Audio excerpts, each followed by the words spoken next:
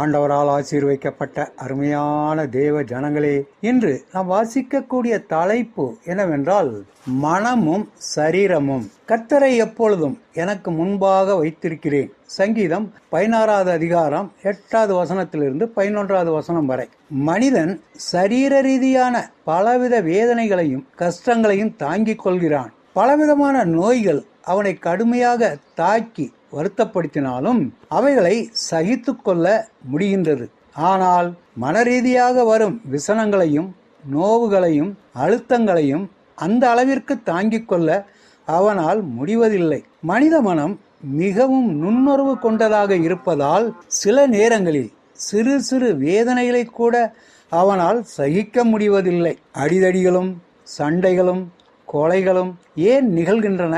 மனித மனதில் ஏற்படும் சிறு காயங்களை தாங்க முடியாததால் தானே. ஏன் இவ்வளவு தற்கொலைகள் நிகழ்கின்றன? மனவேதனையை பொறுத்து கொள்ளும் வலிமை இல்லாததால் தானே.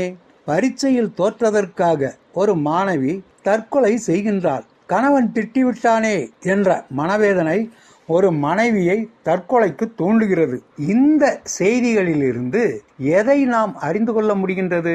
சரீர பிரகாரமான வேதனைகளை விட மனம் சம்பந்தமான வேதனைகளே மனிதனை மிகவும் பாதிக்கின்றது. அப்படியானால் இந்த மனதில் எழும் பிரச்சனைகளை சந்திக்கவும் தாங்கவுமே ஒரு மிகப்பெரிய ஆற்றல் நமக்கு தேவைப்படுகின்றது. யார் அந்த ஆற்றலை தர முடியும்?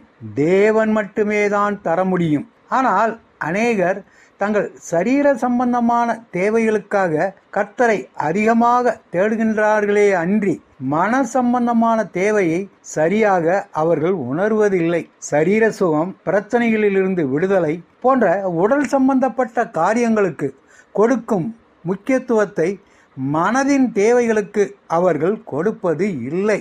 இந்த உலக வாழ்க்கை சூழ்நிலைகளில் நாம் பலவித மன பிரச்சனைகளை சந்திக்க நேரிடுகின்றது. பல விதங்களில் மனநிலையில் வேதனைகளை அனுபவிக்கும் வேலைகள் வந்து கொண்டிருக்கின்றது. எனவே நம்முடைய மனதிற்கு தைரியத்தையும் தாங்கும் சக்தியையும் நிதானத்தையும் அமைதியையும் உற்சாகத்தையும் நம்பிக்கையையும் சந்தோஷத்தையும் பெற்றிட கர்த்தரை அதிகமாக நாம் தேட வேண்டும். அது பிறருடைய ஜெபங்களால் நமக்குள் வந்துவிடாது. நம்முடைய இருதயத்தில் கர்த்தர் தங்கி செயல்பட வேண்டும். சிந்தனைக்கு செல்வங்களின் பெருக்கம் அல்ல, இறைவனோடுள்ள நெருக்கமே நமக்கு உண்மையான மகிழ்ச்சியை தரும். இந்த செய்தியை எழுதினவர் சாம்சன் பால் ஆவார்கள். ஆண்டவர் தாமே நம் அனைவரையும் ஆசீர்வதிப்பாராக. ஆமேன்.